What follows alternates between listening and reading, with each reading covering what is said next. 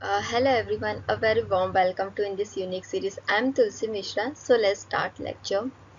जैसा कि आप देख रहे हैं कि हमने यूनिट 1 के सारे लेक्चर्स बहुत अच्छे से हमने स्टडी किए। उसमें यूनिट 1 में जितने भी लेक्चर्स हमने पार्ट वाइज में स्टडी किए, 6 लेक्चर हमने स्टडी किए हैं, जिसमें हम उसमें स्टडी किए थे KVL KCL, nodal mesh analysis और ये जो इसके पहले वाले लेक्चर में हमने सोर्स ट्रांसफॉर्मेशन के बारे में स्टडी किया। तो इसमें हमने और बेसिक कॉन्सेप्ट जो फर्स्ट लेक्चर था, इन सभी लेक्चर जितने भी हमने इसमें स्टडी किए थे, उन सभी लेक्चर में जितने भी चीज़ें कॉन्सेप्ट थे, जैसे सोर्स ट्रांसफॉर्मेशन में जो भी सोर्सेस को हमने चेंज कर रहे थे, nodal mash analysis, KVL KCL और ओम्स लॉ के हेल्प से जो सभी में हम यूज़ कर रहे थे, उन सभी का जितना भी हमने कॉन्सेप्ट पढ़ा, अब हम जो न्यू यूनिट स्टार्ट कर रहे हैं, यूनिट 2 हमारा जो है, यूनिट 2 का हमारा ये फर्स्ट लेक्चर है, जो इसमें हम जो भी स्टडी करेंगे थ्योरम्स के बारे में स्टडी करेंगे। तो इसमें हर एक अच्छे थ्योरम्स के बारे में हम जानेंगे कि कौन से थ्योरम्स हैं, उनके स्टेटमेंट को जानेंगे और उसके बाद कैसे कैसे इनके प्रॉब्लम्स को सॉल्व करेंगे, उन सभी के बारे में हम जानेंगे। तो यूनिट 1 में जितने भी हमने लेक्चर्स को स्टडी किए, उन सभी लेक्चर्स के हेल्प से जितने भी उसमें हमने nodal analysis, mesh analysis, KVL KCL हुआ, source transformation, duality, basic concept, जो भी चीज़ें, उन सभी का जो भी है, सभी का कॉन्सेप्ट इसमें थ्योरम्स में हम अप्लाई करेंगे। ये सुपरपोजिशन थ्योरम में हम अप्लाई इसमें करेंगे अगर जहाँ जहाँ पे हमको जो चीज़ की नीड रहेगा, वहाँ पे वो चीज़ के कॉन्सेप्ट हम इसमें लगाएंगे और आपको हम इन्फॉर्म भी करेंगे कि कहाँ पे हम कौन सी कॉन्सेप्ट लगाएं। अगर कुछ इसमें एक्स्ट्रा कॉन्सेप्ट लगा रहे तो उसके बारे में भी हम बताएंगे आपको कि इसमें हम न्यू कौन से कॉन्सेप्ट लगाए जो आपके लिए एक हेल्पफुल रहेगा। उस कॉन्सेप्ट को आप अच्छे से जानेंगे तो आगे आने वाले जितने भी लेक्चर्स हो या जो भी प्रॉब्लम्स आप सॉल्व करेंगे, उन सभी में आप ये हेल्प से अपने प्रॉब्लम्स को क्लियर कर लेंगे। तो आज जो हम लेक्चर में स्टडी कर रहे हैं थ्योरम्स के बारे में, जो ये थ्योरम्स जो हम स्टडी करेंगे वो सुपरपोजिशन थ्योरम के बारे में हम आज स्टडी करेंगे। तो देखते हैं नेक्स्ट स्लाइड में कि हम थ्योरम्स जो ये सुपरपोजिशन थ्योरम है, इनके बारे में और क्या क्या हमारी कंटेंट है, जिसे हम अच्छे से समझेंगे इसमें क्या क्या चीज़ कंटेंट में। तो सबसे पहले हमारी जो कंटेंट है उसमें हम सुपरपोजिशन थ्योरम के बारे में जानेंगे, इसके स्टेटमेंट को देखेंगे कि सुपरपोजिशन थ्योरम क्या होते हैं। फिर उसके बाद कंडीशन इनको जानेंगे कि condition for applying superposition theorem, superposition theorem पे क्या क्या कंडीशन इसमें अप्लाई होते हैं उनके बारे में जानेंगे। फिर जब ये जान लेंगे तो उसके बाद नेक्स्ट आता है हमारा topic step by step procedure of superposition theorem. तो इसके बाद इनके स्टेप बाय स्टेप कौन कौन से अप्लाई करनी है प्रोसीजर, उन सभी के बारे में हम स्टेप बाय स्टेप इसमें जानेंगे इस टॉपिक में।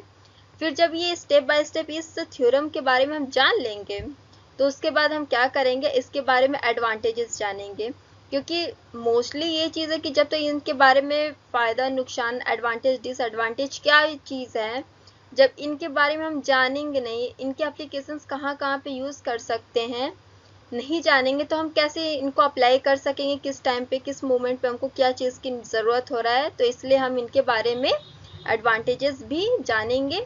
फिर उसके बाद लिमिटेशन जानेंगे, फिर टिप्स इनके बारे में देखेंगे कि इनके कुछ इम्पोर्टेंट टिप्स क्या है वो जानेंगे। फिर उसके बाद हम क्वेश्चन डिस्कशन करेंगे। इस पे जो हम क्वेश्चन डिस्कशन करेंगे, ये हमारी जो है लास्ट पॉइंट, इस पे जो हम क्वेश्चन डिस्कशन करेंगे वो एसी सर्किट और डीसी सर्किट दोनों के क्वेश्चंस को लेके हम प्रॉब्लम को सॉल्व करेंगे। ठीक है, तो उनको हम बखूबी जानेंगे कि कैसे कौन से प्रॉब्लम्स इसमें हम सॉल्व करेंगे। और हम टू मेस के प्रॉब्लम्स को लूप, टू मेस या टू लूप को लेके हम सॉल्व करेंगे, या थ्री लूप होंगे, उसमें थ्री लूप होंगे या थ्री मेश होंगे या टू मेश होंगे, उन दोनों के बारे में एसी के लिए और डीसी के लिए, दोनों के लिए हम प्रॉब्लम को सॉल्व करेंगे और दोनों के लिए देखेंगे कि कैसे कैसे प्रॉब्लम्स को हम सॉल्व करके उनके आंसर को फाइंड करें। क्योंकि ये मोस्टली ये जो प्रॉब्लम्स के हम सॉल्व करेंगे, ये थोड़ा सा हमको डिफ़िकल्ट होता है चीज़ें स्टार्टिंग में, तो इस पे हम थोड़ी ज़्यादा आज इसमें प्रॉब्लम्स को सॉल्व करेंगे जैसे कि हमारे कॉन्सेप्ट पूरे क्लियर हो सके। ठीक है, तो आइए नेक्स्ट स्लाइड देखते हैं। रुको ज़रा, अगर आपको ये सीरीज़ पसंद आ रही है तो जल्दी से जाइए यूनिक सीरीज़ का ऐप डाउनलोड करिए, लिंक आपको डिस्क्रिप्शन में मिल जाएगा।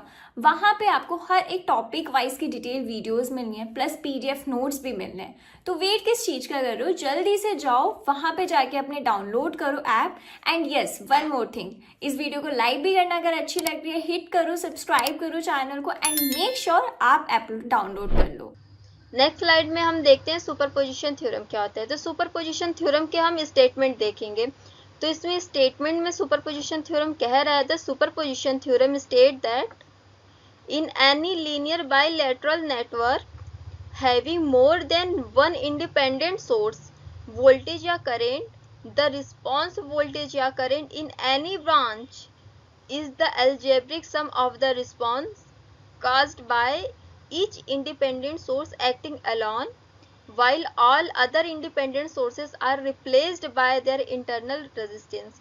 इसमें इस स्टेटमेंट में ये कह रहा है कि अगर हमारी कोई भी नेटवर्क सर्किट हो वो लीनियर होनी चाहिए या फिर बायलैटरल होनी चाहिए, लीनियर बायलैटरल होनी चाहिए। ठीक है, और उसके बाद जो भी इसमें हमारी जो नेटवर्क के more than one independent source, मतलब इस जो भी अगर हम कोई भी प्रॉब्लम इसमें सॉल्व करने के लिए अगर एक नेटवर्क सर्किट लेते हैं उसमें इंडिपेंडेंट सोर्स होंगे, जितने भी दो या दो से अधिक होंगे, तो उसमें से केवल एक इंडिपेंडेंट सोर्स हमें लेना है, चाहे वोल्टेज हो या करेंट हो वो। ठीक है, तो उसमें से एक इंडिपेंडेंट सोर्स को लेना और उसी इंडिपेंडेंट सोर्स के रिस्पॉन्स जो वोल्टेज या करेंट के आएंगे उन्हें हम अलजेब्रिक मेथड से या कोई भी मेथड से हम उसे सॉल्व करेंगे।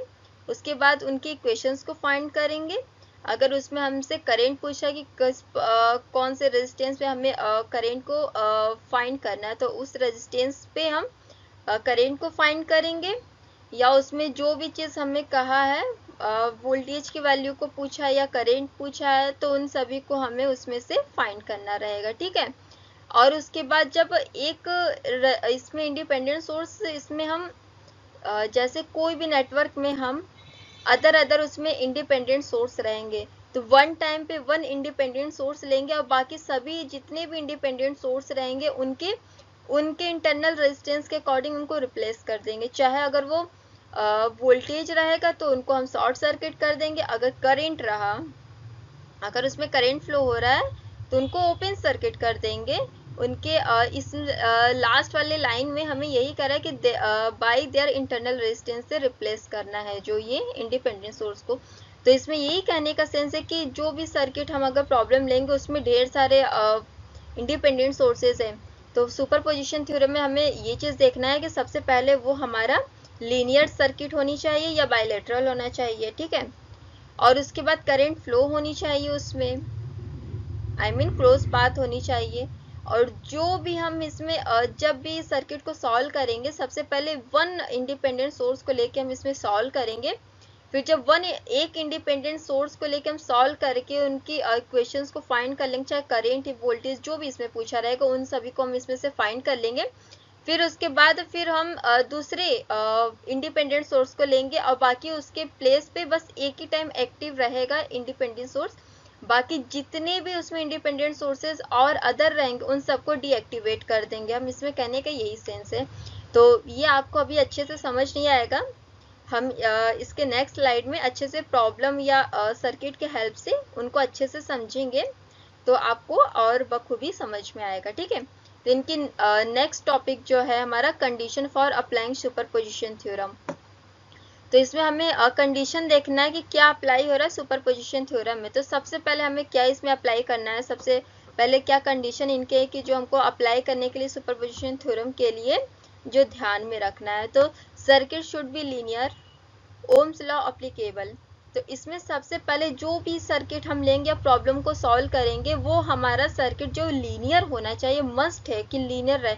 अगर नॉन लीनियर रहेगा तो ये अप्लीकेबल नहीं रहेगा सुपरपोजिशन थ्योरम के लिए। ठीक है, और उसमें ये बात एक और ध्यान देनी है कि इसमें दिया हुआ ओम्स लॉ अप्लीकेबल, और जब ये लीनियर रहेगा हमारा सर्किट, तो उसमें हमारा ओम्स लॉ भी एप्लीकेबल होना चाहिए, मतलब कि ओम्स लॉ भी हमारा उसमें फॉलो करना है हमें। ओम्स लॉ के ऊपर भी हमें मतलब उसी रूल के अकॉर्डिंग हमें फुलफिल करना है। ओम्स लॉ के हेल्प से हमें वोल्टेज या करंट की वैल्यूज को फाइंड करना रहेगा। जैसे हम नोडल मैश एनालिसिस में स्टडी किए, केवीएल केसीएल में स्टडी किए, तो वैसे ही सेम प्रोसीजर इसमें भी रहेगा कि ओम्स लॉ के हेल्प से ही हमें इस सर्किट को भी सॉल्व करना पड़ेगा, ठीक है। और ये हमारी जो सर्किट रहेगा वो लीनियर होनी चाहिए, ठीक है। और सेकंड इसमें पॉइंट कह रहा है कि circuit can have dependent source but they should not be turn off.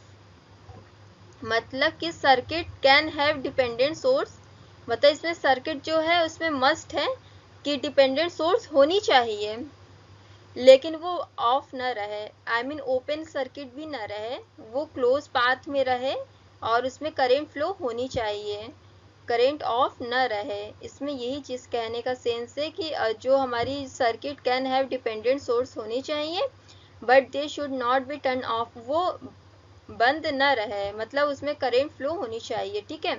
ये हमारी सेकंड टॉपिक, सेकंड हमारा ये हो गया पॉइंट। अब थर्ड पॉइंट इसमें ये क्या कह रहा है कंडीशन हमारा कि applies to voltages and currents, मतलब अप्लाई करना वोल्टेज में या करंट में अप्लाई करना है, बट नॉट पावर, मतलब जो भी हम इसमें कंडीशन में अप्लाई करेंगे कुछ भी तो करंट में और वोल्टेज में ही अप्लाई करेंगे, बट पावर में नहीं करेंगे, क्योंकि पावर जो हमारा वो नॉन लीनियर होता है। यहाँ पे हम मेंशन किए हैं कि but not power because power is non linear, P is equals to V into I, ठीक है। तो हमारा पावर जो होता है वो नॉन लीनियर है, तो इसलिए हम पावर में सुपरपोजिशन थ्योरम जो है अप्लाई नहीं कर सकते।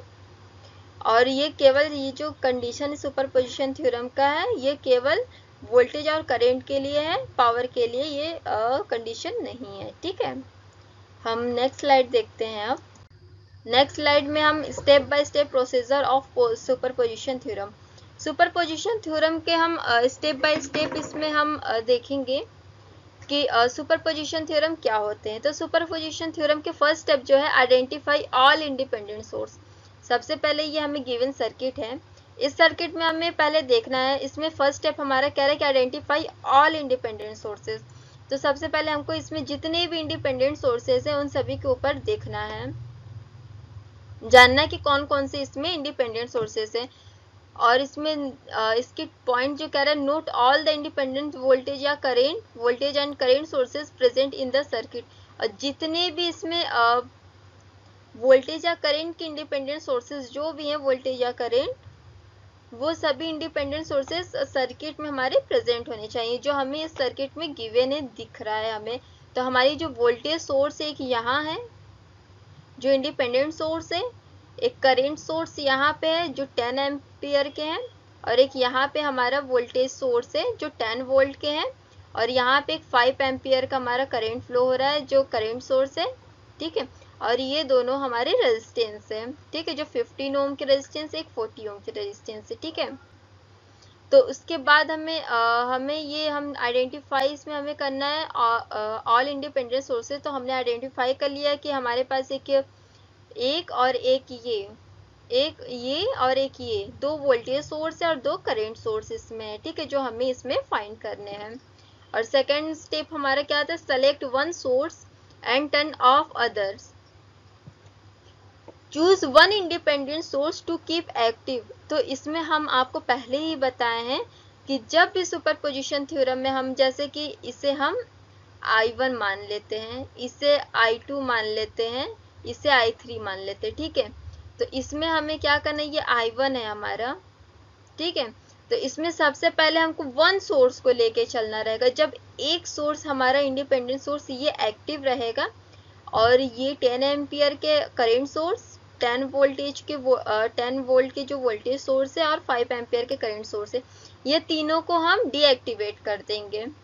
फिर उसके बाद जब इनको हम इक्वेशंस फाइंड करके सम इनका फाइंड कर लेंगे, तो फिर उसके बाद ये जो दूसरी हमारा ये जो है मतलब I1, I2, I3 and I4 ऐसे करके हमारी 4 इसमें सोर्सेज हैं, ठीक है, इंडिपेंडेंट सोर्स। तो 4 सोर्स के लिए 4 हम करंट को इसमें फ्लो कराएंगे। तो सभी के लिए हम 4 सोर्सेज के लिए डायरेक्शन पहले चूज करेंगे। चूज करने के बाद हमें हर एक सोर्स को लेके सॉल्व करना है। तो इसमें पहले सोर्स हमने लिया और बाकी सभी को डीएक्टिवेट कर दिया, ये हमारा एक्टिव सोर्स था। फिर ये एक्टिव सोर्स जब हमारा फिनिश हो गया, इनका हम इक्वेशंस फाइंड कर लिए, सारे सम इनको कर दिए, जितने भी वैल्यूज थे। अगर इनकी पोलैरिटी हमें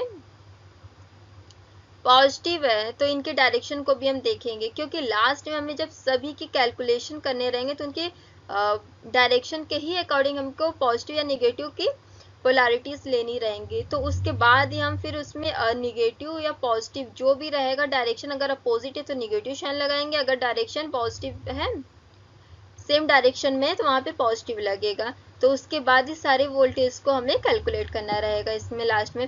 तो हमने सबसे पहले इस पोलैरिटी को लेके इक्वेशंस को सॉल्व किए, फिर इनको सम जितने भी आए उनको एक पास में कलेक्ट कर लिए।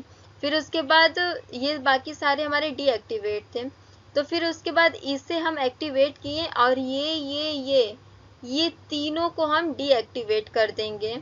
केवल एक्टिव हमारा 10 एम्पियर रहेगा। फिर इनके इक्वेशंस को फाइंड करेंगे, इनके सम को फाइंड करेंगे। जब इनके इक्वेशंस और सम इनके फाइंड हो जाएंगे, फिर उसके बाद इसे हम डीएक्टिवेट कर देंगे। फिर इसे एक्टिव करेंगे तो ये तीनों को हम डीएक्टिवेट कर देंगे। फिर सेम प्रोसीजर इसके भी है कि इनके भी इक्वेशंस को फाइंड करना रहेगा हमें। जब इनके इक्वेशंस फाइंड कर देंगे, इनको सम करेंगे, फिर इनकी वैल्यूज को हम फाइंड कर लेंगे। ठीक है, जब इनको हम फाइंड कर लेंगे तो उसके बाद सेम प्रोसीजर सेकंड वाले पर है। फिर इनके साथ करेंगे 5 एम्पियर जो करंट फ्लो हो रहा है, इनके डायरेक्शन भी अपोजिट इसमें दिख रहे हैं। ठीक है, इनके डायरेक्शन भी अपोजिट दिख रहे हैं इसमें हमें। तो हम क्या करेंगे कि इसे एक्टिव करेंगे और ये तीनों को हम डीएक्टिवेट कर देंगे। ये तीनों को जब डीएक्टिवेट कर देंगे तो ये हमारा वर्क करेगा, ये वर्क करेगा। तो फिर इसके बाद इनके इक्वेशंस को फाइंड करेंगे, इक्वेशन फाइंड करने के बाद सम करेंगे, सम करने के बाद जो भी मेथड से हमको ये सॉल्व होता है उस मेथड से इसे हम सॉल्व करके इसकी वैल्यूज को फाइंड करेंगे। फाइंड करने के बाद जितनी भी वैल्यूज हमें इन चारों की मिलेंगे उन सबको हमको करंट को लेना है, वोल्टेज को लेना है और उनके साइन को देख के पोलैरिटी को जो भी क्वेश्चन में हमें गिवन रहेगा उसके अकॉर्डिंग हमें लेके सॉल्व करना रहेगा। ठीक है, तो इसमें हमारी सेकंड स्टेप में कहने का सेंस यही है कि the select one source and turn off others. एक सोर्स को हमें सेलेक्ट करना, बाकी सभी सोर्स इसमें जितने रहेंगे उनको हमको टर्न ऑफ करना, मतलब डीएक्टिवेट कर देना। ठीक है, तो choose one independent source to keep active, इसमें वही बात कह रहा है कि एक ही सोर्स को चूज करना है जो एक्टिव हमारा रहेगा, बाकी सब हमारा डीएक्टिवेट रहेगा। और सेकंड इसमें पॉइंट करा turn off all other independent sources, और बाकी जितने भी इंडिपेंडेंट सोर्सेज हैं उनको हम सभी को हम डीएक्टिवेट कर देंगे। ठीक है, और फिर उसके बाद डीएक्टिवेट करेंगे तो उनके लिए भी एक टर्म कंडीशन है। अगर हमारा वोल्टेज सोर्स रहेगा तो वोल्टेज सोर्स को हमको डीएक्टिवेट करने के लिए रिप्लेस करना रहेगा, शॉर्ट सर्किट करना रहेगा, जिनकी वैल्यू 0 होंगे। ठीक है, अगर वोल्टेज सोर्स रहेगा तो इनको शॉर्ट हम करेंगे, शॉर्ट सर्किट कर देंगे। ठीक है, और उसके बाद जब करंट सोर्स रहेगा तो इसको हम ओपन सर्किट कर देंगे और जो इसकी भी वैल्यूज जो आएगा वो 0 एम्पियर होगा। ठीक है, तो हमें क्या करना है कि जब हम एक इंडिपेंडेंट सोर्स को लेंगे तो अदर को हमको डीएक्टिवेट करना रहेगा। डीएक्टिवेट करने के लिए हमको रिप्लेस करना रहेगा। अगर वो करंट है तो उसको ओपन सर्किट में करके हम डीएक्टिवेट करेंगे, अगर वोल्टेज है तो उसको शॉर्ट सर्किट करके हम वोल्टेज को डीएक्टिवेट करेंगे। ठीक है, जब हमारे ये हो जाएगा, सभी के लिए टर्म कंडीशन है। अगर आप एक इंडिपेंडेंट सोर्स को सर्किट के लेके आप सॉल्व करें तो और बाकी सभी को आपको शॉर्ट या ओपन सर्किट करके बाकी एक सर्किट को फिर लेके ही सभी सर्किट को ही सॉल्व करना रहेगा, तभी आपका एक्यूरेट आंसर हमें फाइंड होगा। ठीक है, तो इसमें हमें इतना ही जानना है। और इसके बाद नेक्स्ट स्टेप इनका देखते हैं कि क्या कह रहा है। नेक्स्ट स्टेप में एनालाइज द सर्किट, सर्किट को हमको एनालाइज करना है। फिर उसके बाद use Ohm's law, mesh analysis, nodal analysis, series parallel या सीरीज पैरेलल कॉम्बिनेशन या any circuit law to find the desire current या voltage in the branch caused by active sources. तो ये जो हमारा सर्किट है इसमें जो हम एक इंडिपेंडेंट सोर्स को लेके जो हम सॉल्व करेंगे तो उसमें हमें सॉल्व करने के लिए जैसे हम नोडल मैश एनालिसिस का स्टडी किए थे, अभी इसके पहले ही हमने उनके बारे में समझा यूनिट 1 में। तो वो जो हमने मेथड स्टडी किए, या केवीएल केसीएल या सीरीज पैरेलल कॉम्बिनेशन एक होता है, और इसके बाद हमें लॉज भी ढेर सारे हैं।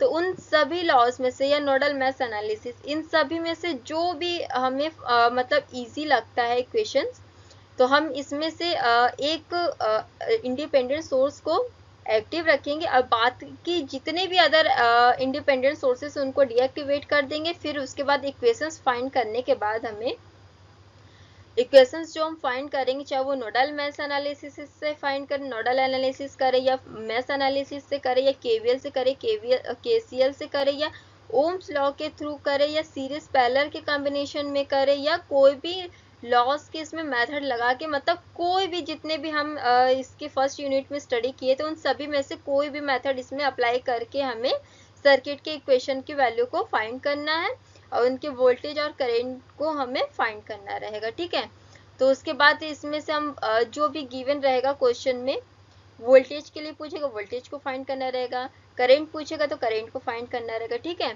तो उसके अकॉर्डिंग हम चूज करेंगे, जो भी हमको फाइंड करना रहेगा उसके अकॉर्डिंग हम हर एक जितने भी इसमें एक्टिव मतलब सोर्सेस करेंगे, हम बार बार रिपीट करके एक एक्टिव सोर्स रखेंगे इंडिपेंडेंट सोर्स, बाकी सभी को डीएक्टिवेट करेंगे। फिर जब पहले वाले इंडिपेंडेंट सोर्स को हम फाइंड कर लेंगे, फिर अदर वाले को एक्टिव करेंगे, और फिर उसके बाद उसको हम जितने उनके अलावा रहेंगे उन सभी को डीएक्टिवेट करके ही तभी फाइंड करेंगे वैल्यूज को। ठीक है, तो ऐसे करके हमें क्वेश्चंस को जितने भी इसमें हैं उन सभी को हम इसमें से फाइंड कर लेंगे। ठीक है, तो इसमें ओम्स लॉ के लिए यही कह रहा है कि जो भी हमें कॉम्बिनेशन के लिए जो भी लॉ है, उन डिजायर जो हमको करंट वोल्टेज को फाइंड करने के लिए चाहेंगे, उन सभी को हम कोई भी एक्टिव सोर्स एक करके उन सभी को हम कोई भी मेथड से सॉल्व कर सकते हैं। ठीक है, और फिर उसके बाद स्टेप 4 हमारा ये कह रहा है repeat for each independent source, और फिर उसके बाद रिपीट हम सेम प्रोसीजर करेंगे।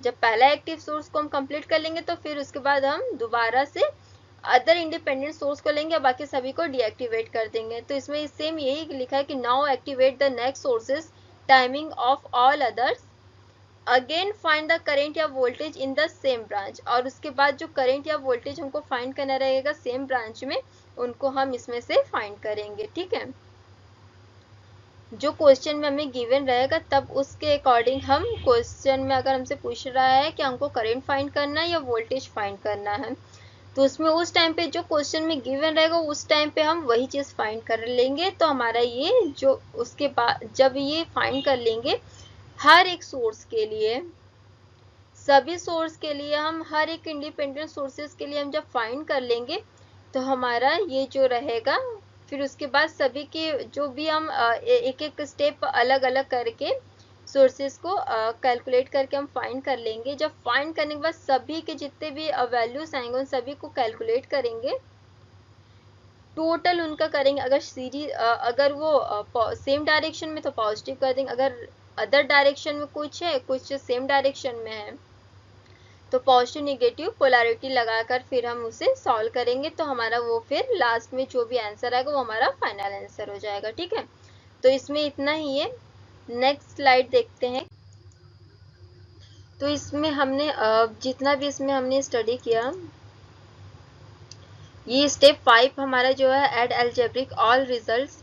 तो इसमें हम ये चीज़ जान रहे हैं कि जितने भी हम अदर इंडिविजुअल सोर्सेस को हम पहले एक्टिव किए, फिर बाद में जितने भी अदर रिप्लेस कर दिए उनको डीएक्टिवेट कर दिए और उनको रिप्लेस कर दिए उनके रेजिस्टेंस के अकॉर्डिंग। ओपन सर्किट है तो वोल्ट कर दिए, या उनको शॉर्ट सर्किट कर दिया, ओपन सर्किट कर दिया उनके पोलैरिटी के अकॉर्डिंग। ठीक है, वो वोल्टेज है या करंट है। ठीक है, तो इसमें हमें यही कह रहा है कि sum all individual response voltage या current from each sources, this total is the actual response in the branch due to all sources. ठीक है, तो इसमें जितने भी हैं हमको उसमें यही कह रहा है कि जितने भी टोटल हमें रिस्पांस मिल रहे हैं उन सभी को हमें कलेक्ट करके टोटल रिस्पांस, उनका एक्चुअल रिस्पांस हमें फाइंड करना रहेगा।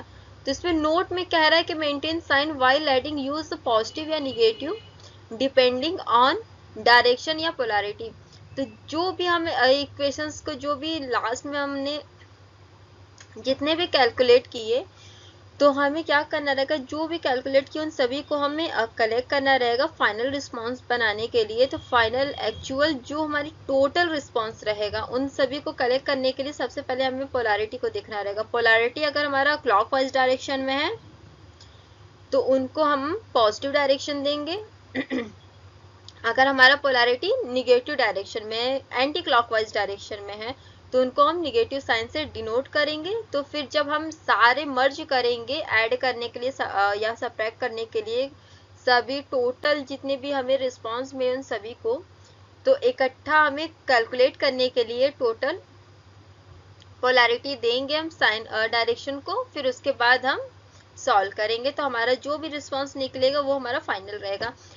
और लास्ट इसमें ये कह रहा है कि if using AC circuit use phasor additional, अगर इसमें एसी सर्किट जो हमारा फेजर एडिशन है वो ऐड करना रहेगा, अगर हमें एसी सर्किट में यूज करेंगे तो यूज करेंगे उस टाइम पे फेजर एडिशन जो हमारा कॉम्प्लेक्स नंबर रहेगा। तो उस टाइम पे हम जब यूज करेंगे न्यूमेरिकल प्रॉब्लम सॉल्व करेंगे तो उस टाइम पे हम आपको इसे डिटेल में समझाएंगे। वैसे इसके सेम ही प्रोसेस है जैसे हम अभी इसके पहले बताया कि पोलैरिटी को हमको चेक करना रहेगा, तो वैसे ये सेम पोलैरिटी इसके लिए भी हमें चेक करना रहेगा। ठीक है, अब इसमें ये है हमारा advantages of superposition theorem. Superposition theorem जो हमारी नेक्स्ट टॉपिक है, इसमें क्या कह रहा है कि simplify analysis of circuit with multiple sources. जो इसमें फर्स्ट हमारा ये हमें कह रहा है कि एडवांटेज कि सिंप्लीफाई हम इसमें करते हैं सर्किट का, और साथ में मल्टीपल सोर्सेज का हम इसमें सिंप्लीफाई करते, तो इसके लिए सबसे अच्छी ये फर्स्ट एडवांटेज है। सबसे अच्छा एडवांटेज ये है कि अगर कोई भी हमको सर्किट को प्रॉब्लम को सॉल्व करना है तो एक एक सोर्स को हम एक्टिव करेंगे, बाकी सभी को डीएक्टिवेट करके हम सबसे पहले सुपरपोजिशन थ्योरम अप्लाई करके हम सॉल्व कर लेंगे। बट हाँ ये है कि सुपरपोजिशन थ्योरम ईजी है सॉल्व करने में, लेकिन कि कैलकुलेशन जितनी भी हैं वो बहुत ज़्यादा लेंथी हो जाती हैं।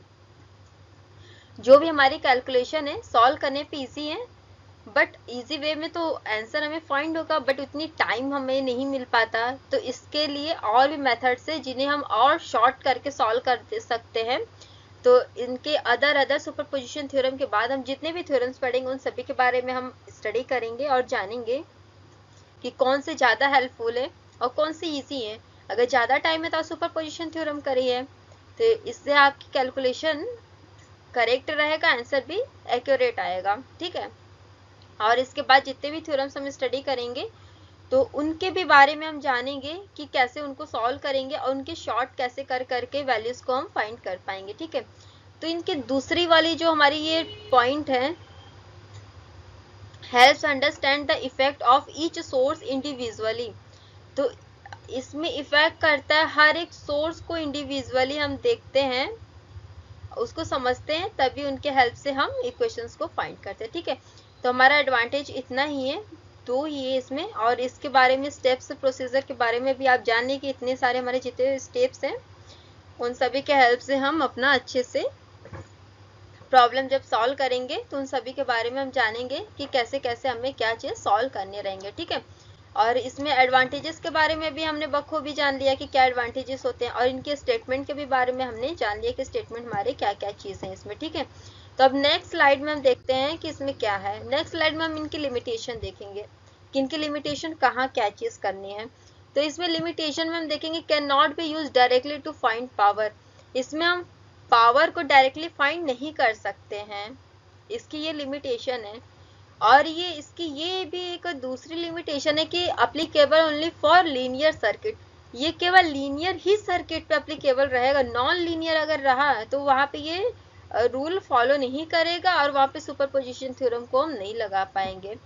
ठीक है, क्योंकि पावर जो हमारा नॉन लीनियर है इसलिए ये डायरेक्ट इससे हम फाइंड नहीं कर सकते, इसके लिए भी ये सेम रीज़न है। ठीक है, तो हमारी ये दो लिमिटेशन है कि उसको हम पावर को डायरेक्ट नहीं हम फाइंड कर सकते, डायरेक्ट हम यूज नहीं कर सकते हैं फाइंड करने के लिए पावर को। ठीक है, और इसका दूसरा applicable only for linear circuit के लिए। ठीक है, और इनकी टिप्स हम देखेंगे जो नेक्स्ट टॉपिक हमारा है, हेडिंग है, तो इसमें हम देखेंगे कि always label polarities and direction clearly.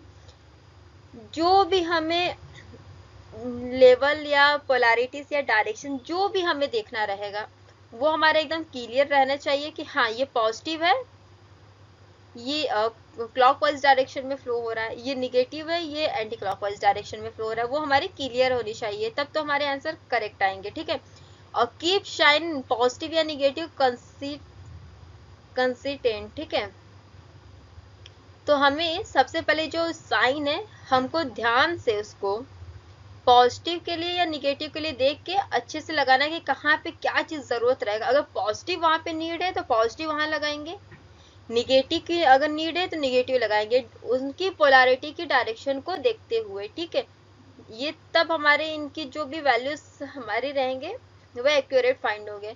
नहीं तो अगर पोलैरिटी हमारी अगर क्लॉकवाइज डायरेक्शन में है आप उनको निगेटिव से कंसीडर कर दिए और एंटी क्लॉकवाइज को आप पॉजिटिव से कंसीडर कर दिए। ठीक है, या दोनों में मेशअप कर दिए, जो पॉजिटिव के लिए आप कर रहे हैं कुछ को पॉजिटिव के लिए ले लिए, कुछ को उसी में से आप निगेटिव के लिए भी कंसीडर कर दिए क्लॉकवाइज डायरेक्शन को ही, तब तो आपकी वैल्यूज वहां पे जितनी भी आएंगे मिस्टेक हो जाएंगे। क्योंकि ढेर सारे सॉरी जब ढेर सारे सर्किट्स अगर मिल जाते हैं तो वहां पे क्या करना रहता है कि जब ढेर सारे सर्किट रहते हैं तो वहाँ पे पोलैरिटी चेक करने में हमें बहुत ज़्यादा प्रॉब्लम फेस करने को मिलता है। क्योंकि पोलैरिटी उसमें कुछ के डायरेक्शन पहले से ही दिए रहते हैं, कुछ के डायरेक्शन हमें अपने से अप्लाई करने रहते हैं, तो उसी में मेशअप की वजह से आप कंफ्यूज हो जाते हैं कि हम कौन सी डायरेक्शन को ले। पॉजिटिव के लिए जो गिवन है कि जो हमने अपने से किया है डायरेक्शन लिया है, तो उसके लिए हमें थोड़ी सी प्रॉब्लम को फेस करने रहते हैं। ठीक है, फिर उसके बाद हमें जो भी इक्वेशंस को फाइंड करना है उसमें जो भी हमें मेथड लगाना रहेगा उस मेथड के अकॉर्डिंग हम प्रॉब्लम को सॉल्व कर लेंगे। ठीक है, यहाँ पे दिया यूज मेश या nodal analysis for complex circuit, के लिए हम मेश या नोडल एनालिसिस का सॉल्व करके कॉम्प्लेक्स सर्किट अगर रहेगा तो यूज करके उनके हेल्प से हम सॉल्व कर सकते हैं। ठीक है, आइए नेक्स्ट स्लाइड देखते हैं। ओके, तो हमने नेक्स्ट स्लाइड में अब हम इसमें अब ये देखेंगे जो हम इसमें अब हम प्रॉब्लम्स को स्टडी करेंगे। इनके पहले जितने भी हमने स्लाइड्स देखे उन सभी के बारे में हमने लिमिटेशन, एडवांटेजेस, जो भी चीजें हैं उनके स्टेटमेंट और प्रोसीजर क्या है, कंडीशन क्या, उन सभी के बारे में हमने बहुत अच्छे से स्टडी किया। तो अब उन्हीं सभी के हेल्प से अब हम ये प्रॉब्लम को सॉल्व करेंगे। तो जो हमने प्रोसीजर को जानने के लिए जो सर्किट को हमने लिया था प्रॉब्लम सॉल्व करने के लिए, तो वही सर्किट को हम लेके इस पे हम सॉल्व करके देखेंगे कि प्रॉब्लम कैसे हम इसे सॉल्व कर लेंगे। ठीक है, तो इसमें हमें क्वेश्चन में गिवन है find the voltage across through 15 ohm resistor using superposition theorem. Superposition theorem से हमें ये जो वोल्टेज के क्रॉस में जो 15 ओम रजिस्टर है उनका हमें वैल्यूज को फाइंड करना है। ठीक है, रजिस्टर जो है हमें करंट फाइंड करना है। ठीक है, इसके क्रॉस में जो भी वोल्टेज है वोल्टेज के क्रॉस में रजिस्टर उसको हमें वैल्यू को फाइंड करना है इनके सुपरपोजिशन थ्योरम के हेल्प से।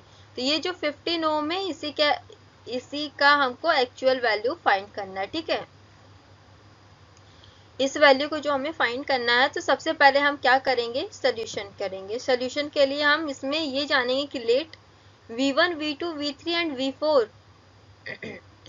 be the voltage across the 15 ohm resistor when each sources, ये जो सोर्सेज हैं 15 ओम के अक्रॉस में, पहला 20 वोल्ट रजिस्टर है वोल्टेज है, दूसरा 10 वोल्ट है वोल्टेज सोर्स है, और तीसरा 10 एम्पियर है और 5 एम्पियर है जो हमारा इंडिपेंडेंट सोर्सेज जो है वोल्टेज सोर्सेज। ठीक है, ये सभी जितने भी हमारे V1, V2, V3 and V4 है उन सभी को हमने टोटल कर लिया जिनके हमको फाइंड करने हैं। ठीक है, तो इन सभी सोर्सेज जो हमारे इतने हैं आर कंसीडर सेपरेटली, और इन्हीं सभी को हमें सेपरेट में अदर करके सेपरेट में हमें वैल्यूज को इसमें फाइंड करना है। तो सबसे पहले हम क्या करेंगे इसमें कि hence the resultant voltage is given bye, जब इनको सेपरेट में हम लेके जब सॉल्व करेंगे तो उनकी जो जितनी भी V1, V2, V3 and V4 जितनी भी इनकी वैल्यूज हमें फाइंड होंगे उन सभी को हम कैलकुलेट कर देंगे उनकी पोलैरिटी के अकॉर्डिंग, जो इसके पहले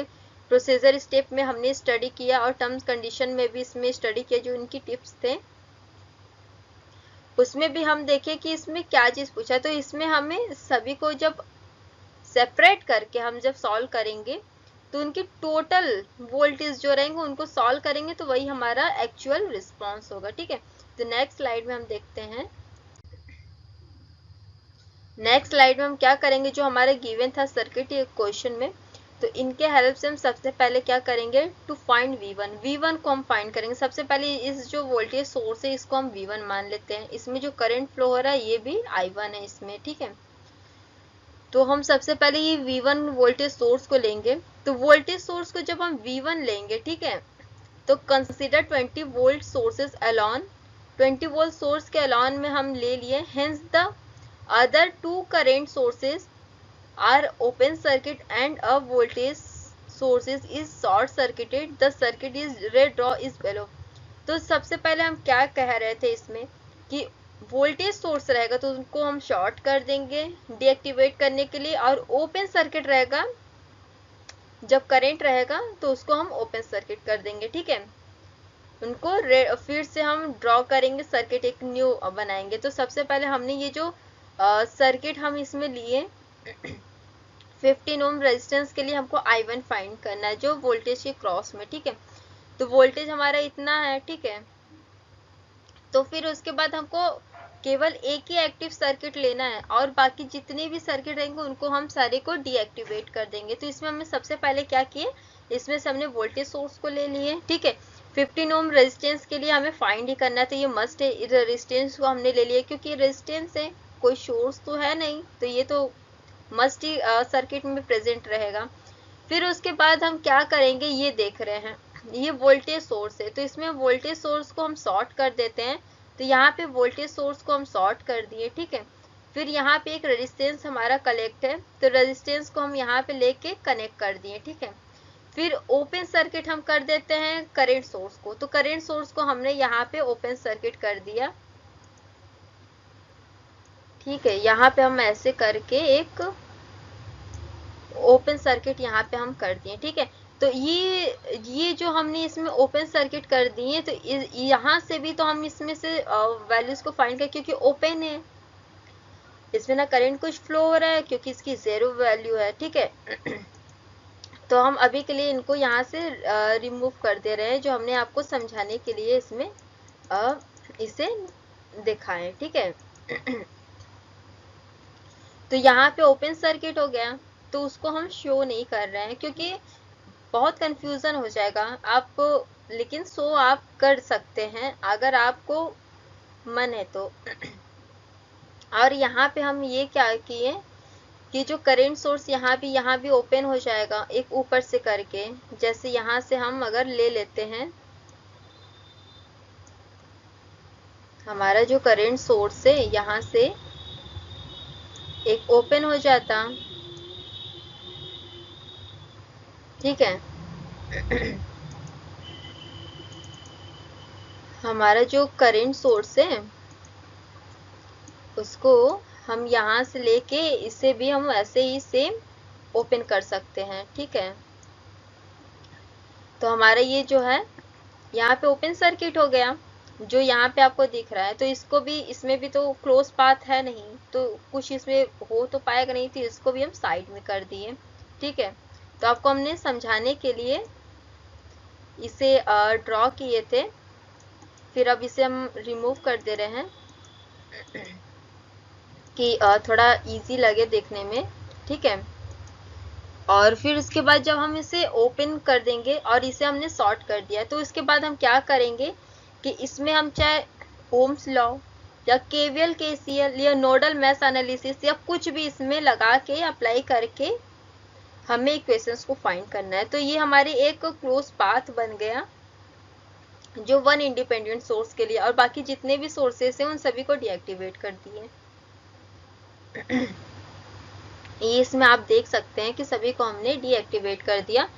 तो हमें इसमें क्या करना रहेगा कि अब इसको हमें इक्वेशंस को फाइंड करना रहेगा। तो नेक्स्ट स्लाइड में हम देखते हैं इसमें कि इक्वेशंस को हम ये जो हमने फाइंड किया है रे ड्रॉ करके, आपको जब भी अगर आप एक इंडिपेंडेंट सोर्स लेके सॉल्व कर रहे हैं तो आपको मस्ट है कि सर्किट को ड्रॉ करना रहेगा जो शॉर्ट उसका आप कर रहे हैं। जैसे हमने इसे हम आपको दिख रहा होगा आपको कि जो इस सर्किट को हम ड्रॉ किए हैं, तो वैसे ही करके हर एक स्टेप के लिए आपको भी सर्किट को ड्रॉ करना वो मस्ट है। क्योंकि अगर आप ड्रॉ नहीं करेंगे तो आप एग्जाम में एक्सप्लेन क्या करेंगे, जो भी कैलकुलेशन है वो केवल और केवल इस सर्किट के ही हेल्प से हम कैलकुलेट कर रहे हैं उसमें। तो अगर सर्किट ही ड्रॉ आप नहीं करेंगे तो कैलकुलेशन कैसे कर पाएंगे। तो इसलिए सबसे पहले ये मस्ट है कि आपको कैलकुलेट करना रहेगा तो सर्किट को ड्रॉ करना ही करना है, ठीक है। अगर आप सर्किट को ड्रॉ नहीं करेंगे तो एग्जाम में आपके नंबर जितने भी वो माइनस होने के ज़्यादा चांसेस रहेंगे, आपके नंबर कट जाएंगे उसमें। क्योंकि डायरेक्ट कैलकुलेशन दे रहे हैं वो ठीक है, थोड़ा और अच्छा रिप्रेजेंट करने के लिए आप सर्किट को रिप्रेजेंट करेंगे, उसके हर एक शॉर्ट करते करते जितने भी सर्किट को आप रिप्रेजेंट करेंगे तो उतना अच्छा लगेगा, ठीक है। तो हमने इसे सर्किट को रिप्रेजेंट करने के लिए शॉर्ट किया। तो इसमें हम by applying KVL the current through the 15 ohm resistor is given by, तो इसमें हमने जो भी मेथड अप्लाई किया इसमें हम अपने अकॉर्डिंग केवीएल अप्लाई कर रहे हैं। आप अपने अकॉर्डिंग जो भी आपको मेथड अच्छा लगता है वो मेथड को आप इसमें अप्लाई कर सकते हैं, ठीक है। केवीएल अप्लाई करने के लिए हम नोडल एनालिसिस का यूज किए, I is equal to V upon R के टर्म में हम किए, ठीक है। तो इसमें नोडल एनालिसिस क्या कहता है कि जो हमारा वोल्टेज रहता है अपॉन में टोटल करंट रहता है वी अपॉन आर, ठीक है। तो इसमें हम वही किए। आप इससे भी जान सकते हैं कि केवीएल अगर लगा रहे हैं तो वी अपॉन आर के भी टर्म से भी हम इसे वैसे भी कह सकते हैं। वैसे इसे जो ज़्यादा जेन्युइन नेम से जाना जाता है उसे नोडल एनालिसिस के ही नेम से ही हम जानते हैं, ठीक है। तो इसमें हमने ये किया I1 के लिए। तो I1 के लिए हमने वोल्टेज हम I1 के लिए जो I is equal to V upon R होता है, ठीक है। यहाँ पे हम नोट कर दे रहे हैं वी अपॉन आर,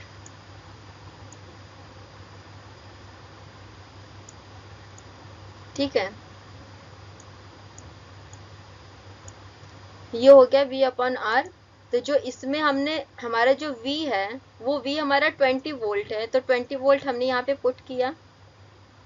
और जो रेजिस्टेंस हमारा यहाँ पे दो ही रेजिस्टेंस है, तो हमारा जो 15 प्लस 14 दोनों का टोटल रेजिस्टेंस होगा, क्योंकि ये सीरीज में भी है एक टाइप से, ये भी आप देख सकते हैं। और total resistance v upon R करके हम इसको ऐड कर देंगे। तो यहाँ पे टोटल रेजिस्टेंस किए, तो इनको जब हम कैलकुलेट करेंगे दोनों को ऐड करेंगे और उसके बाद डिवाइड कर देंगे 20 से। तो करने के बाद जो हमारी वैल्यू आएगा I1 की वो 0.363 एम्पियर, ये हमें I1 फाइंड हो जाएगा, ठीक है। जब हमें करंट फाइंड हो जा रहा है इसमें केवीएल के थ्रू, तो उसके बाद 10 the voltage across 50 ohm resistor is given by, तो इसके बाद हमको वोल्टेज के क्रॉस में जो रजिस्टर दिया हुआ है उसे हमें फाइंड करना है। तो वोल्टेज के क्रॉस में जो रजिस्टर ये हमारा I1 जो दिया है, इसको फाइंड करने के लिए कि कितना करंट इसमें फ्लो हो रहा है, उसे फाइंड करने के लिए V1 is equal to I1 into R कर देंगे, ठीक है। तो आर की जो वैल्यू हमारा 15 ओम है, तो 15 यहाँ पे नोट कर लेंगे। और जो I1 जो इसमें पूछ रहा है, I1 जो हम यहाँ से फाइंड किए केवीएल का, वो वैल्यू जो हमें 0.363 एम्पियर जो मिला है उसे हम यहाँ पे नोट करेंगे, I1 के प्लेस पे वैल्यू को पुट करेंगे। फिर उसके बाद इनका मल्टीप्लाई करने के बाद हमें ये वैल्यू V1 की फाइंड हो रहा है 5.445 वोल्ट। तो ये हमारा जो फर्स्ट इंडिपेंडेंट सोर्स 20 वोल्ट के लिए उनके लिए हमारा वोल्टेज जो है V1 5.445 वोल्ट हमें फाइंड हुआ, और I इसका जो है I1 0.363 एम्पियर ये हमें फाइंड हुआ, ठीक है। अब उसके बाद सेम इसका प्रोसेस हम करेंगे सेकंड सोर्स के लिए। तो V2 के लिए हम सेकंड सोर्स के लिए फाइंड करेंगे। तो V2 के लिए जो कंडीशन है कंसीडर करेंगे 10 वोल्टेज सोर्स के लिए केवल वही अलोन रहेगा। Hence the other two current sources are open circuited and a voltage source is short circuited. The circuit is redrawn as below. तो इसके बाद में ये जो है हमें V2 के लिए बता रहा है, तो तो जहाँ जहाँ पे हम इसे सबसे पहले 10 वोल्टेज सोर्स को अकेले में सेपरेट उसको लेंगे, एक्टिव करेंगे, और बाकी जितनी भी इसमें अदर सोर्सेज जितने भी रहेंगे उन सभी को डीएक्टिवेट कर देंगे। ठीक है, डीएक्टिवेट करने के बाद जहाँ जहाँ पे करंट सोर्स हमें मिलेगा वहाँ पे उसको रिप्लेस करेंगे हम ओपन सर्किट से, और जहाँ जहाँ पे हमको वोल्टेज सोर्स दिखेगा उसको हम रिप्लेस करेंगे शॉर्ट सर्किट से। ठीक है, तो उसके बाद हम जो नेक्स्ट स्लाइड, ठीक है, तो इसमें हम क्या चीज करेंगे कि अब इसके बाद जब हम इसके देख लिए कि इसमें क्या चीज कह रहा है, तो उसके बाद सर्किट को हमको ड्रॉ करना रहेगा। सर्किट को ड्रॉ करने के लिए हमने ये वोल्टेज सोर्स को लिए, ये वोल्टेज सोर्स को एक्टिव किए, बाकी जितने भी सोर्सेस हैं इन सभी को डीएक्टिव कर दिए। ठीक है, डीएक्टिवेट कर दिए। तो वोल्टेज सोर्स जो हम लिए, यहाँ पे जो वोल्टेज सोर्स है इसे हमने डीएक्टिवेट किया, तो इसे शॉर्ट कर दिए क्योंकि वोल्टेज सोर्स को हम शॉर्ट करेंगे। ठीक है, यहाँ पे शॉर्ट कर दिए। और करेंट सोर्स यहाँ एक यहाँ है, तो यहाँ पे करेंट सोर्स को ओपन करने से कोई मतलब है नहीं क्योंकि इनके भी वैल्यू 0 होंगे, लेकिन फिर भी हम यहाँ पे लेकिन इसे हम कनेक्ट कर दे रहे हैं, आपको समझाने के लिए बता दे रहे हैं कि यहाँ हमने ये कर दिया तो हमारा ये भी हो गया ओपन सर्किट। ठीक है, उसके बाद जब ये हो जाएगा तो इनको KVL, KCL, nodal mesh analysis या जो भी मेथड आपको आता हो, जो आपको इजी लगता हो, उस मेथड के अकॉर्डिंग आप इसे वैल्यूज को फाइंड कर सकते हो। ठीक है, तो वैल्यूज को जब फाइंड करना रहेगा तो आपको क्या करना रहेगा कि इक्वेशंस फाइंड करना रहेगा। तो इसमें हम फिर से अगेन केवीएल अप्लाई किए, केवीएल अप्लाई करेंगे, the KVL through applying KVL the current through the 15 ohm resistor is given by. तो इसमें जो 15 ओम रेजिस्टेंस जो हमें दिया है इसके थ्रू जो हमने इक्वेशंस ये फाइंड किया, न्यू सर्किट ड्रॉ किए, तो इसमें हमें 15 ओम के लिए हमें फाइंड करना है वोल्टेज। ठीक है, तो सबसे पहले हमें करंट को फाइंड करना है, तो I2 हो गया क्योंकि देखिए हम इसे एक नेम कंसिडर कर दिए क्योंकि इक्वेशन लास्ट में जो भी हमें फाइनल इक्वेशन मिलेगा उनको कैलकुलेट करने में इजी हो, इसलिए हम अदर नेम के अकॉर्डिंग चल रहे हैं। तो ठीक है, तो इससे हमने सेकंड स्टेप को हम I2 मान लिए। I2 मानने के बाद हम इसमें वोल्टेज करंट रूल केवीएल के थ्रू लगा देंगे। तो इसमें जो ये जो हमने इसमें वोल्टेज डिवीजन जो रूल इसमें अप्लाई किया है, 10 यहाँ पे वोल्टेज है, 10 वोल्टेज, इसके बाद ये जो 15 ओम और 14 ओम है, तो इनको हमने टोटल करके ऐड कर दिया, केवीएल इसमें हम कर दिए। ठीक है, V अपॉन आर के फॉर्म के अकॉर्डिंग यहाँ पे जो फॉर्मूला रहेगा हमारा V is equals to V upon R, इसकी ये जो है फॉर्मूला है, तो ये I is equals to V upon R होता है ओम्स लॉ का जो है, तो इसलिए हम इसमें इस टर्म में वैल्यूज को पुट करेंगे। तो हमारा जो वोल्टेज है वो हमारा है 10 वोल्ट है। ठीक है, और 15 ओम प्लस 14 ओम, ये और ये दोनों को हम लेके ऐड कर देंगे। ऐड करने के बाद ये दोनों को हम जो भी वैल्यूज हमारा आएगा उसको हम डिवाइड कर देंगे 10 से। डिवाइड करने के बाद हमें जो फाइनल I2 की वैल्यू मिलेगा वो 0.182 एम्पियर होगा। ठीक है, 0.182 एम्पियर जो होगा हमारा I2 हमें फाइंड हो जाएगा। फिर उसके बाद 10 the voltage across the 15 ohm resistor is given by, तो 15 ओम रेजिस्टेंस जो इसमें हमें दिया है, या इसके बेसिस पे हमें I2 के बेसिस पे वोल्टेज को फाइंड करना है, ये ओम के रेजिस्टर के थ्रू। तो जो हम फिर से फॉर्मूला रिपीट करेंगे, V2 is equal to I2 into R, ये फॉर्मूला लेंगे, तो इसमें हम वैल्यूज को पुट करेंगे। तो V2 is equal to I2 के प्लेस पे जो हमने I2 के वैल्यूज को जो फाइंड किया करंट को 0.182 एम्पियर, तो उसे हम यहाँ पे पुट करेंगे। और जो 15 ओम रेजिस्टेंस के अक्रॉस हमें निकालना है तो 15 ओम रेजिस्टेंस ले लेंगे। फिर इसके बाद इसमें मल्टीप्लाई करेंगे, मल्टीप्लाई करने के बाद जो हमें V2 के वैल्यू मिलेगा 2.745 वोल्ट, ये हमें वैल्यू फाइंड हो जाएगा। ठीक है, तो ये जब वैल्यू हमें फाइंड हो जाएगा तो उसके बाद हम इसमें क्या करेंगे कि हमारा ये जो नेक्स्ट स्टेप है ये भी कंप्लीट हो गया। तो इसके अब अदर स्टेप में हम क्या करेंगे कि अदर सोर्स को एक्टिव करेंगे और बाकी सभी को डीएक्टिवेट कर देंगे, फिर से रिपीट करेंगे क्योंकि इसमें 4 सोर्सेस है, इंडिपेंडेंट सोर्सेस है, 1, 2, 3 एंड 4 सोर्सेस हैं। तो 1 एंड 2 ये दोनों की सोर्सेस को हमने फर्स्ट और सेकेंड स्टेप में सॉल्व कर लिया, इक्वेशंस को फाइंड कर लिए, ठीक है। करंट और वोल्टेज दोनों को फाइंड कर लिया, ठीक है। करंट को फाइंड किए, करंट के हेल्प से वोल्टेज को फाइंड किए, जो 15 ओम के क्रॉस में जो है यहाँ की रेजिस्टेंस, उसकी वैल्यू को हमने फाइंड किया, ठीक है। अब नेक्स्ट स्टेप देखते हैं स्लाइड में कि थर्ड स्टेप हमारा है टू फाइंड V3। V3 को हमें फाइंड करना है। तो V3 को फाइंड करने के लिए हमने ये 10 एम्पियर के ये इंडिपेंडेंट सोर्स लिए, और बाकी जितने भी सोर्सेस अदर है उन सभी को हम रिप्लेस कर देंगे, डीएक्टिवेट कर देंगे, ठीक है। तो ये वोल्टेज है, तो वोल्टेज को हम डीएक्टिवेट किए तो ये शॉर्ट सर्किट हो गया, ठीक है।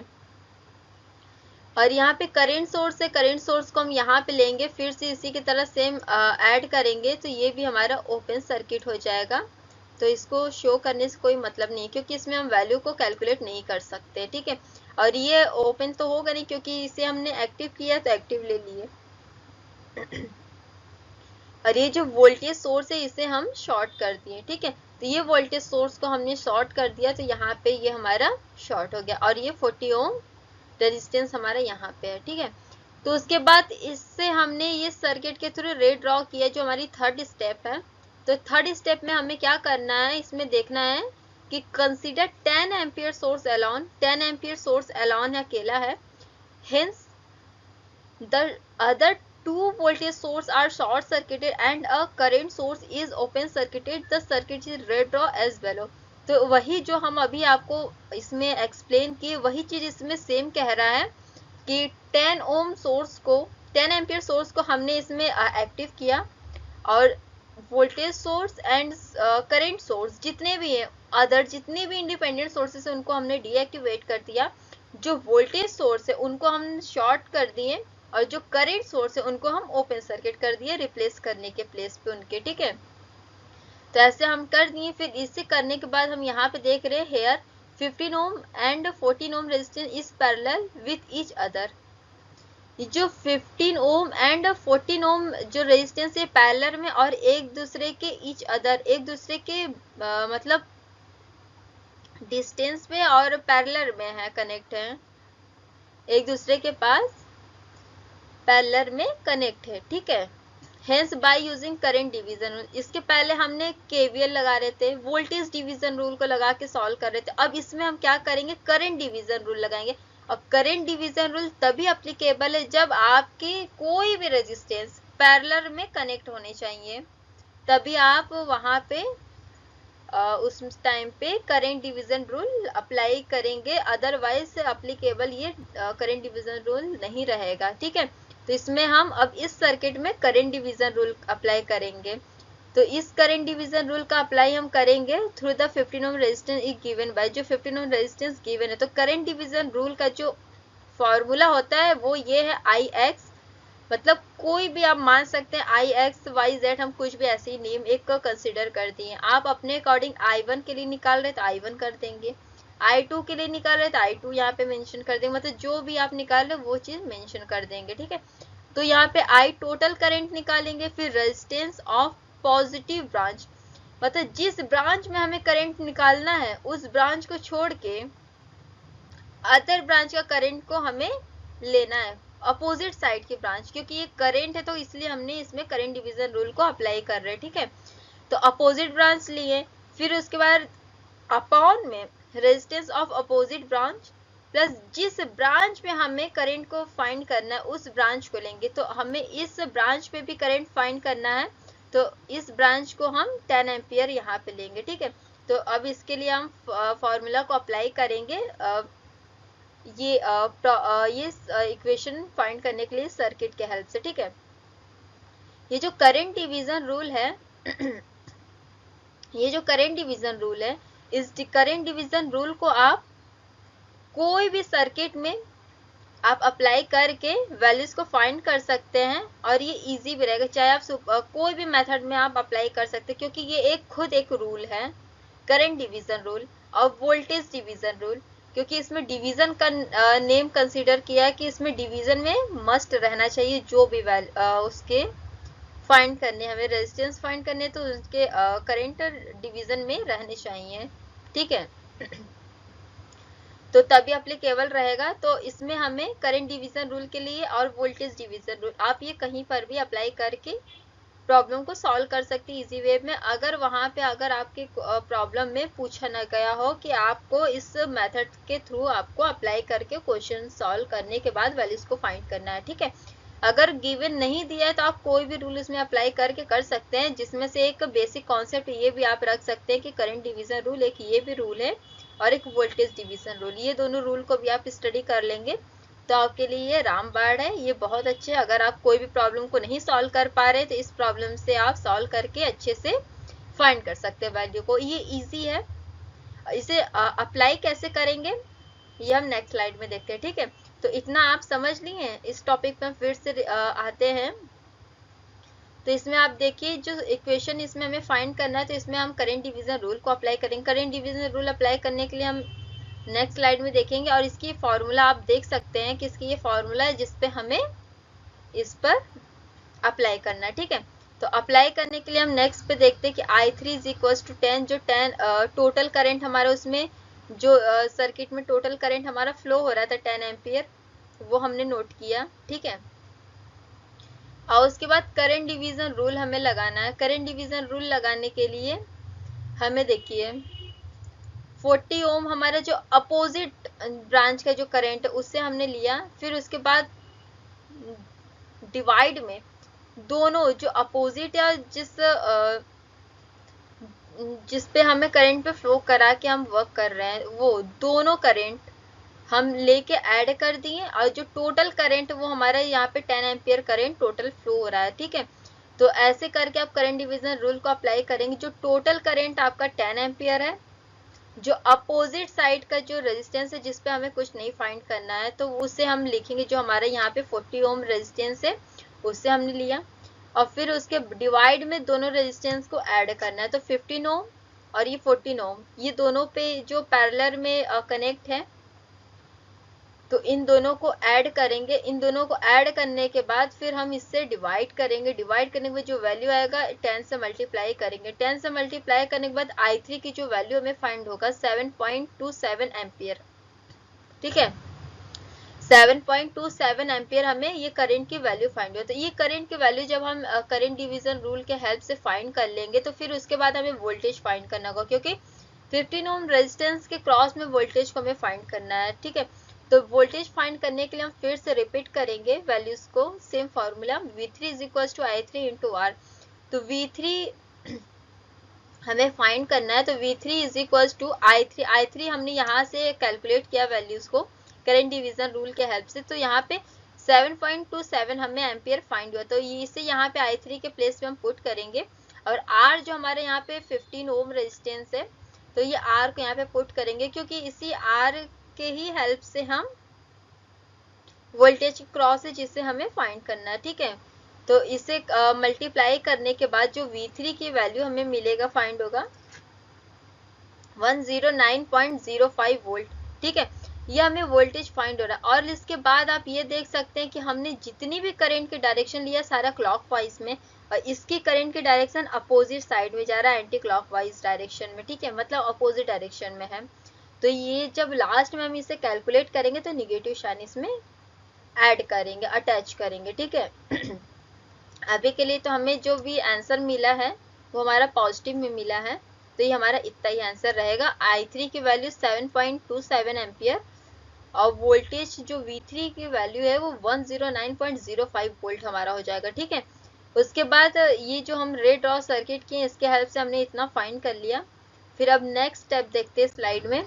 I4 हमें अब फाइंड करना रहेगा। I4 फाइंड करने के लिए हम जो गिवन सर्किट है इसके हेल्प से हम रेड ड्रॉ करेंगे अदर सर्किट, न्यू सर्किट को, ठीक है। तो इस सर्किट को रेड ड्रॉ करने के लिए हमने वोल्टेज को ले लिया फर्स्ट स्टेप में, सेकंड स्टेप में हमने ये वोल्टेज सोर्स को लिया, थर्ड स्टेप में 10 एम्पियर करंट को लिया। अब फोर्थ स्टेप में अब ये इससे हम एक्टिव करेंगे और ये तीनों सोर्स को डीएक्टिवेट कर देंगे, ठीक है। तो रेड ड्रॉ जो सर्किट करेंगे तो इससे हमने एक्टिव कर लिया। वोल्टेज सोर्स जो है उनको हम शॉर्ट सर्किट कर दिए। करंट सोर्स जो हमारा यहाँ पे इसे हम ओपन कर दिए और यहाँ पे जो हमारा वोल्टेज सोर्स है इसे हमने यहाँ पे शॉर्ट कर दिया, ठीक है। तो इसमें यही कह रहा है कि कंसीडर 5 एम्पियर सोर्स अलोन, जो 5 एम्पियर सोर्स के अलोन है, अकेला यही है source. Hence the other 2 voltage source are short circuited and a current source is open circuited. The circuit is read raw as below. तो जो हम अभी एक्सप्लेन किए वही इसमें सेम रिपीट हो रहा है। तो इसमें यही कह रहा है कि 5 ओम रेजिस्टर सोर्स एक अलोन लिए, जिसमें जो अदर इसमें वोल्टेजेस थे 2-3, जो वोल्टेज सोर्स थे, जो अदर वोल्टेजेस 2 थे, तो उसमें वोल्टेज सोर्स को हमने शॉर्ट कर दिया, जो करंट सोर्स है उसे ओपन कर दिया। ठीक है, तो यहाँ पे करंट सोर्स अगर हम ओपन करते हैं तो उससे कोई मतलब नहीं रहता, क्योंकि पूरे सर्किट में ही करंट फ्लो मतलब एक क्लॉथ पाथ हमें ये एक क्लोज पाथ यही हमें फाइंड हो रहा है। तो ओपन करने के बाद भी 0 वैल्यू उसका रहता है, तो उसमें कोई इश्यू नहीं है, तो इसलिए उसको हम रिप्लेस कर दिए। ठीक है, आप चाहे तो उसे यहाँ पे मेंशन कर सकते हैं। ठीक है, इसमें हम मेंशन नहीं कर रहे हैं। तो फिर उसके बाद हमें क्या करना रहेगा, here since the circuit has a low resistance path, ये जो सर्किट का रेजिस्टेंस है वो लो रेजिस्टेंस पाथ है, a negligible amount of current flow through 15 ohm resistor. और 15 ओम जो ये रजिस्टर है, यहाँ से जो करंट ये जो फ्लो हो रहा है वो बहुत कम अमाउंट का करंट फ्लो हो रहा है। ये 15 ओम है और ये 5 ओम है। 5 ओम यहाँ से अगर 5 ओम करंट फ्लो होगा, ये बहुत छोटा करंट फ्लो हो रहा है, ये ज़्यादा करंट फ्लो हो रहा है यहाँ से। ठीक है, तो इसको ये निग्लिजिबल है। Hence current through the 15 ohm resistor is given by, जो 15 ओम रेजिस्टेंस जो गिवन है वो उसको वैल्यू को हम I4 इज इक्वल टू 0 मान लेंगे, क्योंकि बहुत नेग्लिजिबल अमाउंट का वो करंट फ्लो हो रहा है, इसलिए वो वैल्यू हम 0 लिए। तो इसी टाइप से जब हम voltage across 15 ohm resistor is given by, जो इसमें दिया है, अब पूछ रहा है कि 15 ओम रेजिस्टेंस के अकॉर्डिंग हमें जो फाइंड करना है, तो हम यहाँ पे V4 is equal to I4 into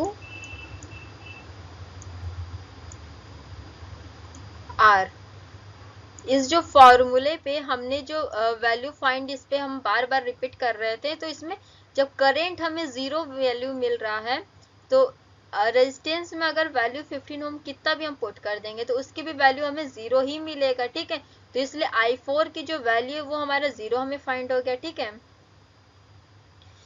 फिर उसके बाद हम क्या करेंगे, I1, I2, I3 and I4 सभी की वैल्यू हर एक स्टेप बाय स्टेप हमने सॉल्व किया। फर्स्ट इंडिपेंडेंट सोर्स को लिए, अब बाकी अदर जितने भी थे उनको डीएक्टिवेट कर दिया और एक सोर्स को एक्टिव किए, उसके हम कैलकुलेशन करके कैलकुलेट करके वैल्यू को फाइंड कर लिए।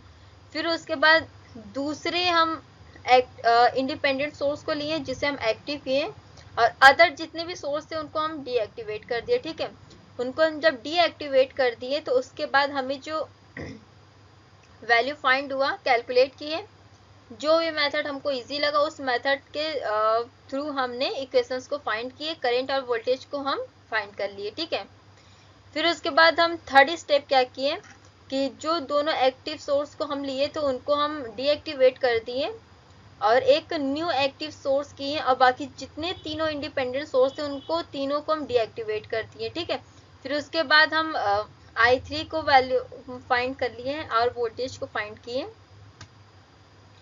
फिर उसके बाद अगेन हम क्या किए, I4 लिए, जो अदर इंडिपेंडेंट सोर्स है उससे हेल्प से हम I4 को कैलकुलेट किए और V4 फाइंड किए। वोल्टेज और करंट उनको हम फाइंड किए स्टेप 4 में। ठीक है, जब इन सभी को हमने फाइंड कर लिया, इन सभी की इक्वेशंस को फाइंड किए, उसके बाद हम क्या करेंगे कि करंट हमने तो फाइंड कर लिया, लेकिन वोल्टेज के अक्रॉस में 15 ओम रेजिस्टर हमें जो गिवन है उन सभी को स्टेप बाय स्टेप चारों सोर्सेज के हेल्प से हमने उसे फाइंड कर लिया। अब हमें क्या करना रहेगा कि उनकी टोटल रेजिस्टेंस फाइंड करना रहेगा कि टोटल रिस्पांस कितना आ रहा है। तो इसमें हम लास्ट स्टेप में यही काम करेंगे। Therefore, by the superposition theorem, the resultant voltage is given. तो VT is equals to total voltage is equals to V1 plus V2 plus V3 plus V4। ठीक है, ये हो गया। तो उसके बाद हमें क्या करना रहेगा, जो VT है, VT इज इक्वल्स टू 5.445। हमने I1 की वैल्यू को यहाँ पे V1 इसमें जो फाइंड किए तो उस वैल्यू को हमने यहाँ पे डिनोट किया, ठीक है। फिर उसके बाद V2 की वैल्यू को हमने फाइंड किया, लेकिन इनकी जो डायरेक्शन है वो क्लॉकवाइज में थे। पोलैरिटी मतलब पोलैरिटी इसमें हमें पॉजिटिव डायरेक्शन का मिला, ठीक है। बट V3 जो है, V3 की जो पोलैरिटी डायरेक्शन हमने वहां पे मेंशन आपको किया, जब V3 के लिए हम कैलकुलेट कर रहे थे वहां पे हम आपको बताया कि इनकी डायरेक्शन अपोजिट डायरेक्शन है। तो अपोजिट डायरेक्शन की वजह से यहाँ पे हमने निगेटिव साइन का यूज किया, निगेटिव साइन किए। फिर उसके बाद V4 जो हमारा है, V4 की जो वैल्यू हमें फाइंड हुआ वो 0 मिला। तो इन सभी को अब हम कैलकुलेट करेंगे। सभी को कैलकुलेट करने के बाद ये दोनों को ऐड किए, ऐड करने के बाद इससे सब्ट्रैक्ट कर दिए। 0 से तो कोई मतलब नहीं है, तो इतने को जब ऐड करने के बाद सब्ट्रैक्ट किए तो हमको जो VT की वैल्यू मिला -100.86 वोल्ट। तो हमारी जो फाइनल वोल्टेज की जो टोटल वोल्टेज जो है, हमें ये 15 ओम के अक्रॉस में जो वोल्टेज को हमें फाइंड करना है, तो वो हमें ये वैल्यू मिल गया। तो हमारा ये फाइनल आंसर हो गया। तो इसमें हमने सबसे पहले क्या किया कि एक सर्किट हमने लिया, जो उस सर्किट को एक सोर्स 4 इंडिपेंडेंट सोर्स इसमें थे सर्किट में की हुए, ठीक है। तो फर्स्ट सोर्स को हमने लिया, उसे एक्टिव किए, बाकी 3 अदर सोर्सेज जो थे उनको डीएक्टिवेट कर दिए, और उनको जो डीएक्टिवेट किए उनको रिप्लेस कर दिया। अगर वोल्टेज सोर्स है तो उनको शॉर्ट कर दिए, और करंट सोर्स है तो उनको ओपन सर्किट कर दिए, ठीक है। करने के बाद उनकी कैलकुलेट किए इक्वेशंस के थ्रू हमने फाइंड किया वैल्यूज को, ठीक है। उसके थ्रू हमने करंट को फाइंड किया, करंट को फाइंड करने के बाद करंट के हेल्प से हमने वोल्टेज को फाइंड किया, ठीक है, जो 15 ओम रेजिस्टेंस के हेल्प से हम फाइंड किए, ठीक है। तो ऐसे ही हमने चारों के लिए सेम प्रोसीजर किया कि अदर को एक्टिव किए और बाकी तीनों को हमने डीएक्टिवेट किए, फिर इक्वेशंस फाइंड किए, फिर अदर को एक्टिव किए, फिर बाकी तीनों को डीएक्टिवेट किए, फिर क्वेश्चंस को फाइंड किए। फिर सेम I4 के लिए भी हमने सेम प्रोसीजर किया कि उसे एक्टिव किए, बाकी सभी के लिए हमने डीएक्टिवेट किए और इक्वेशंस को फाइंड किए, जो भी मेथड से हमको इजी लगा, ठीक है। तो इक्वेशंस के हेल्प से हमने जितने भी प्रॉब्लम्स को सॉल्व किए, जितने भी इक्वेशंस लिए, उन सभी का जितने भी वैल्यूज हैं उनको टोटल किए। टोटल करने के बाद जो फाइनल हमारा रिस्पॉन्स है वो हमारा वोल्टेज जो है 15 ओम रजिस्टर के हेल्प से अक्रॉस जो था, उनके हेल्प से हमने फाइनल वोल्टेज की वैल्यू को फाइंड कर लिया। तो ये हमारा फाइनल आंसर हो गया, और इसी के हेल्प से I1, I2, I3 and I4 current की भी वैल्यू को हम इसमें फाइंड कर लिए, ठीक है।